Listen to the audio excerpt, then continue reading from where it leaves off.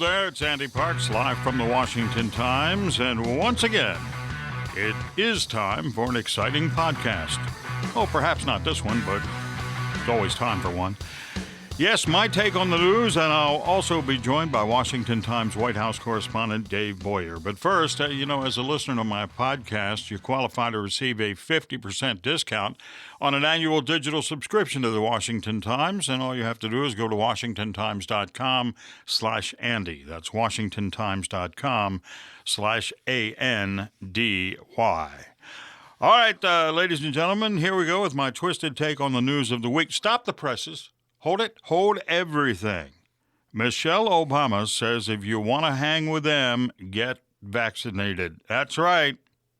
Well, that's not a reason to avoid the shot. I don't know what is. Like, I really want to hang with the Obamas. Now, the reason I went with that story first is this. The other day when Bo, the Obama dog, passed away, it was the lead story on a newscast I heard. What? Yeah. Hey, look, nothing against the dog. I have more respect for the dog than I do for the Obamas. But really, with all the problems facing us right now, that's the most important story? It just strikes me as amazing. All right, let's see. What is going? Oh, gas line. Have you been in a gas line yet? I have. That's right. People waiting for gasoline. Oh, it takes me back many years, ladies and gentlemen. Twice in the 70s, you may recall, some of you. 1973 and again in 79. Had to wait in line. They had gas rationing. Some days you couldn't get gas at all because your tag number was an even tag and it was an odd day. Remember that stuff? I get the biggest kick out of the young ones today going, oh, this is crazy. I've never seen anything like this. I have. I've seen it. And it's all based on bad decisions. That's exactly right. Bad decisions back then, bad decisions in today's world. Oh, well. Biden, you look at this guy, what a whack job. He kills the Keystone Pipeline right off the bat. And, of course, in the process, kills off energy independence. And that's what sparked the whole problem back in the 70s.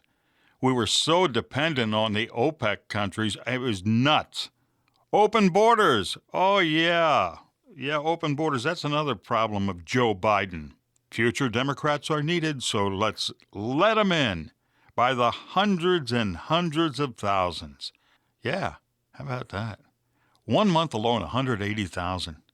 And get this, checks for illegals. Yes, your tax money is going to help illegals, not only in California, we already knew it was happening there. New York, New Jersey is doing it now, or actually New Jersey is getting ready to hand out checks for $1,000. But Governor Murphy, Democrat Governor Phil Murphy of New Jersey said, this may only be the first payment. So you break into the country and you get rewarded with our money. The Democrat Socialist Party. That's what I'm going to call them from now on. Democrat Socialist Party. Yeah, I like that. Still wearing a mask? Don't need to, but hey, that's a story for another day. How about Rand Paul going after President Fauci? Yeah, special Senate hearing. He had Fauci down on the mat. Fauci admitted, well, no, he didn't.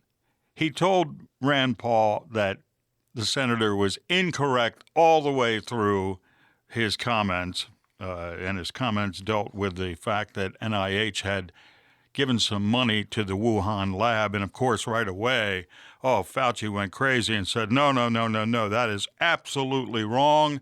But if we did, we did it through the right protocol. What? Wait a minute, you just told us you didn't do it, and then you said, but if we did? What a bunch of idiots. All right, let's see what else is happening here. The GOP wants more money for infrastructure in the infrastructure bill, upwards of $800 billion. Biden's plan calls for a measly $612 billion to build stuff like roads and bridges. The rest of the proposed $2.25 trillion will be used for welfare programs and climate change nonsense. Liberals. What a strange group of individuals.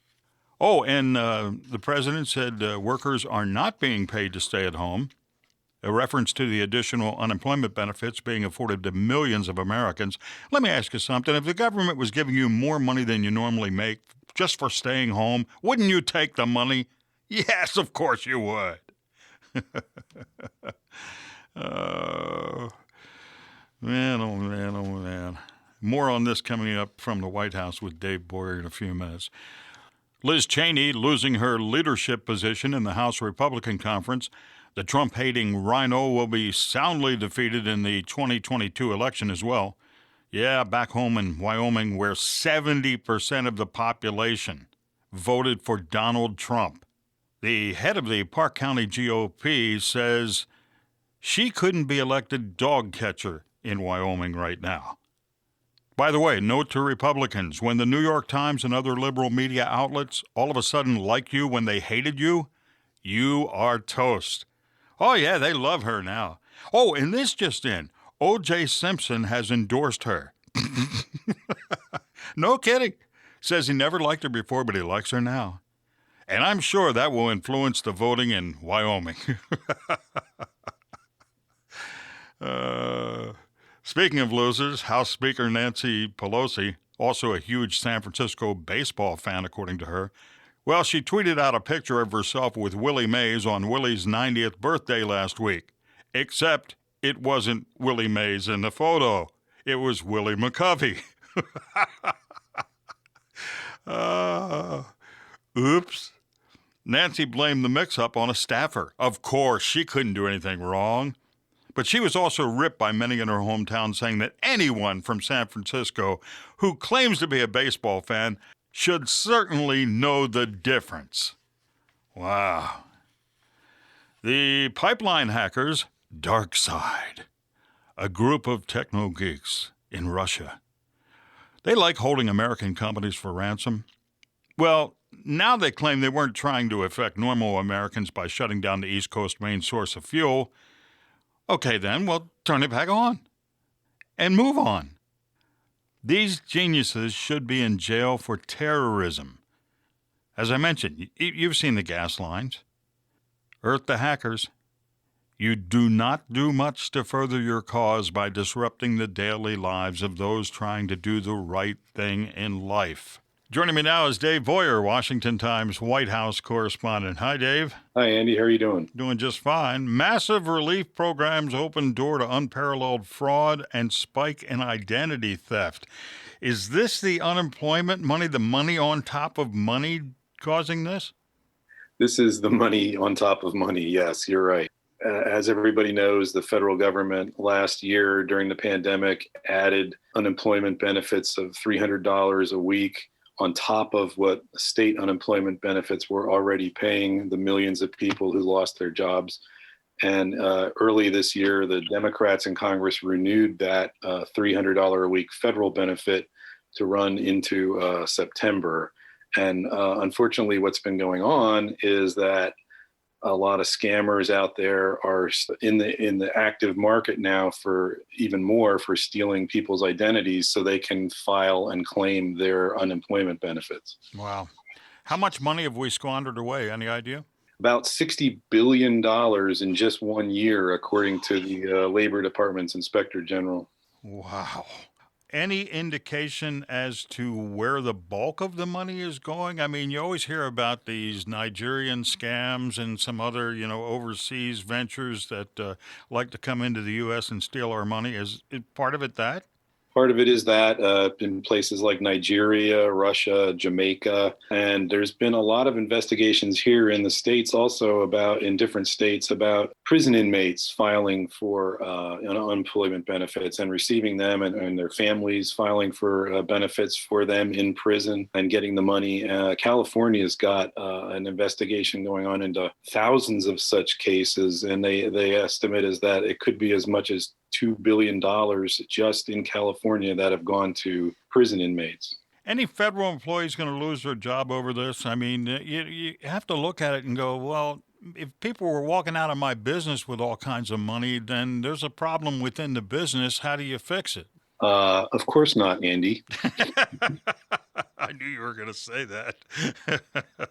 Yeah. All right. So we're just, we're just taking it again. That's just one more thing that we're spending money on that we're not getting any return on, but somebody's becoming very wealthy. The president says if American companies paid a better wage, people would return to work. That's easy to say if you are on the public dole and have been for 50 years, but if you're running a business, how do you tell companies that, especially in this time and age, you got to pay more money? Yeah, and also they're staring at future more tax increases coming, so they've got a plan for that. The president is under the gun partly because of this unemployment benefits situation that the government reported this week there was a record 8 million job openings at the end of April that employers just can't fill. And employers are saying it's because the unemployment benefits are so generous that a lot of people don't want to go back to work. They don't want to stay home and collect the check. And so Biden doesn't agree with that assessment, but still he's got to sound like he's taking a tougher approach to it. So he came out this week and said, the law says, and we're going to remind people that the law says that if you're offered a quote unquote suitable job, you must take it and stop collecting unemployment benefits. But in the same breath, he's saying this is not really a problem and these people need their benefits. So, his heart really isn't in enforcing that law. Yeah. Well, what I've learned here lately over the past few years is that no one pays attention to the laws anyway. I mean, when you got a cop pull you over and ask you to get out of the car and you don't do it, guess what? You're breaking the law. It's amazing. All right. So the meeting with the House and Senate leaders this week, any expectations? Well, it'll be interesting to see how I think in particular House Minority Leader Kevin McCarthy and the president get along or don't get along. Biden has obviously a very good relationship with Senate Majority Leader Schumer and House Speaker Pelosi. He's been in touch with them many times on the phone in recent months. He also has worked with Mitch McConnell, the Senate Minority Leader, for decades in the Senate. So even if they don't agree on policy, they know each other very well.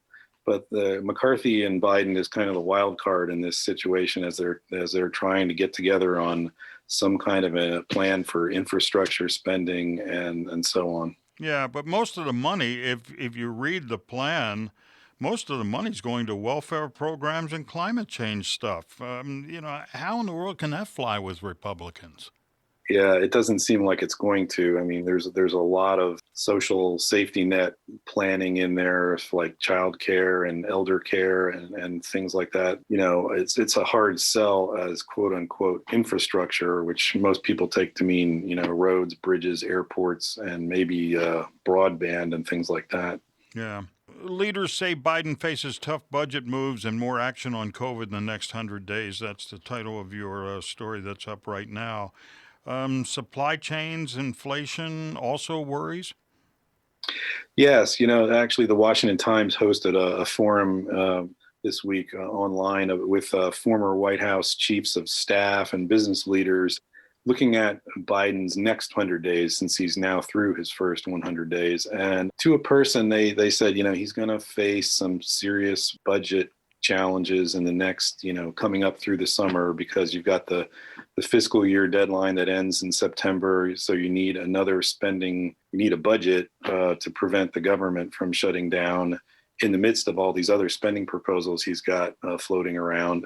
Also, you've got the government butting up against its debt ceiling again sometime in July or maybe early August, which is going to be a real tough sell to Republicans who are starting to complain about the level of spending after a year of pandemic emergency spending.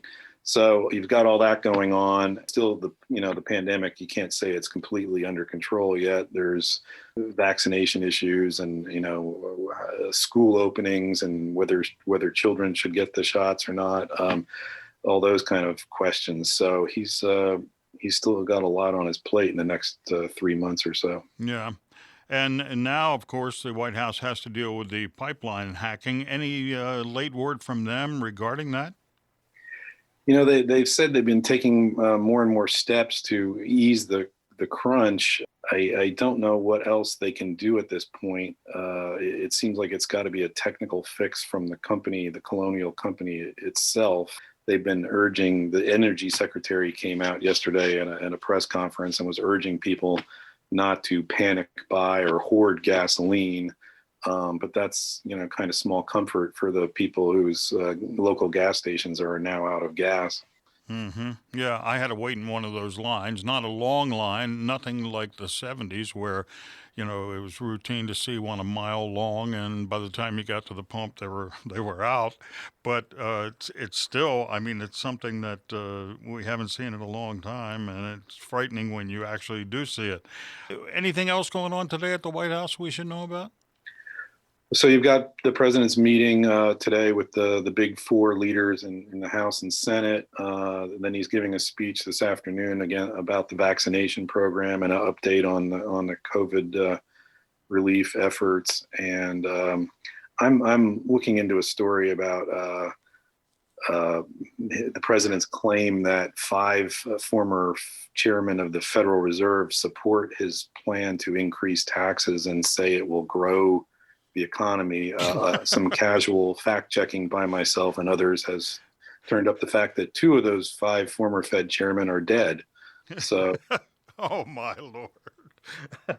It's not clear what he was talking about. Yeah. Is anything clear when he's talking? Yeah, I'm sorry. That's just my opinion. All right. I'm assuming that life is still kind of dull for you as compared to life under Donald Trump in that big place on 1600 Pennsylvania Avenue. Well, I was saying to a colleague the other day that it's a pretty stark contrast when you have the White House now declaring lids for making news at, sometime between 3 and 4 o'clock in the afternoon pretty regularly. That certainly wasn't the case under Trump. Yeah, no kidding. But it does give you more time with the family, right? Yes, it does. Okay. Folks, you can read all of Dave Boyer's stories at WashingtonTimes.com. Always great to talk to you. Thanks, Dave. Thanks, Andy. Washington Times White House correspondent Dave Boyer. Thanks for joining me today, and remember to receive a 50% discount on an annual digital subscription to the Washington Times. Go to WashingtonTimes.com/Andy. You'll get 24/7 digital access to the Washington Times at 50% off. Again, go to WashingtonTimes.com/ANDY. I'm Andy Parks. Have a great day.